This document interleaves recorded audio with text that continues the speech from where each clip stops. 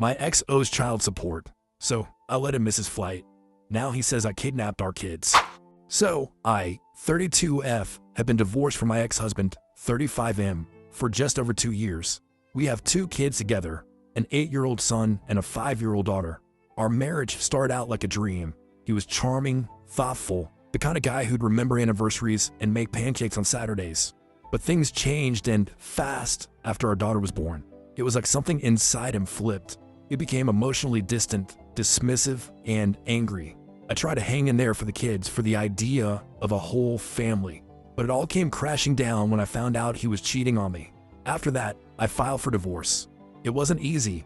He fought me on everything: custody, finances, even stupid things like who got the blender. It dragged on for over a year. Eventually, I was granted primary custody of both kids, and he was ordered to pay child support. And spoiler alert, he never has. Not a single payment. Now, I'm fortunate enough that I don't rely on his support to survive. I got a solid job, I can pay the bills, and I even save a little for the kids' future. But still, I enrolled in child support enforcement because, hey, that money is legally owed to our children, and it would be nice to put it toward their college savings or future needs. But here's the kicker. He doesn't pay, not because he can't, but because he wants control. He's self-employed, so there's no easy way to garnish his wages, and he knows it. Withholding support is his way of trying to punish me for ending the marriage. I know this because he said it out loud, like in real words. The state, however, doesn't play games. Since he owes thousands in back child support, they've suspended just about everything they can, including, as I later found out, his passport. They've sent him notices, but he never opens his mail. I know this because he's told me proudly that he doesn't have time for that government crap.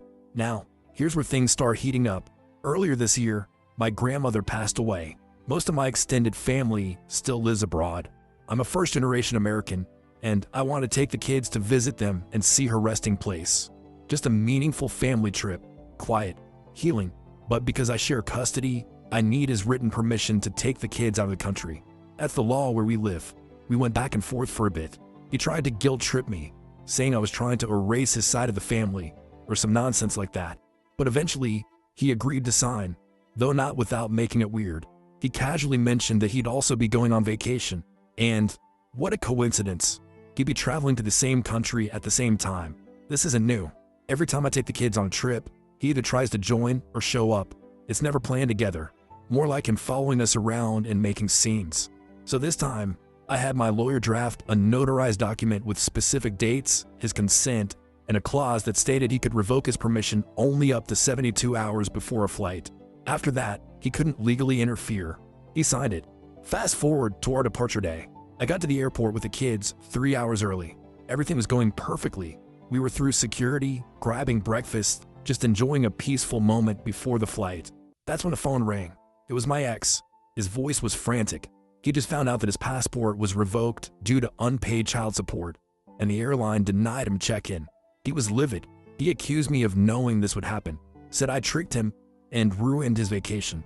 I calmly told him that I had no idea his passport was suspended, and even if I had, it wasn't my job to warn him. Then came the bombshell. He said, well, if I'm not going, then you're not taking the kids either. He claimed he was revoking his consent and was going to report me for kidnapping. I reminded him that the 72-hour revocation period had passed and we were legally good to go. I told him he could do whatever he thought was necessary.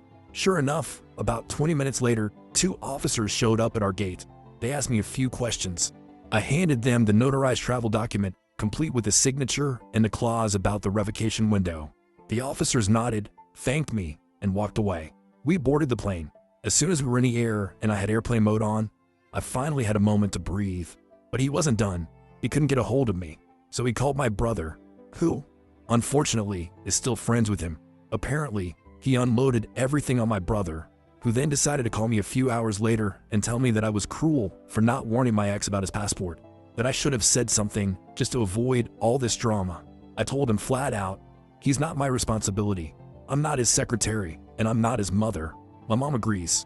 She actually told my brother to butt out, that my ex is a grown man, and if he's going to ignore legal notices and dodge child support, that's on him. But now a few extended family members, who aren't even part of the situation, are siding with my brother, saying I should have just given him a heads up. Here's the thing.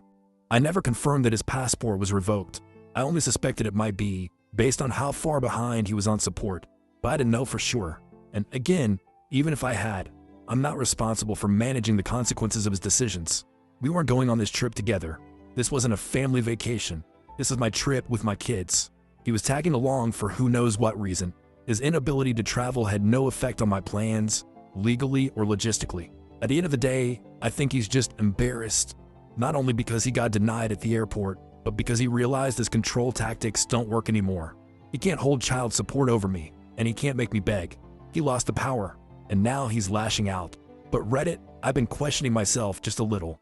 Was I really that wrong not to warn him?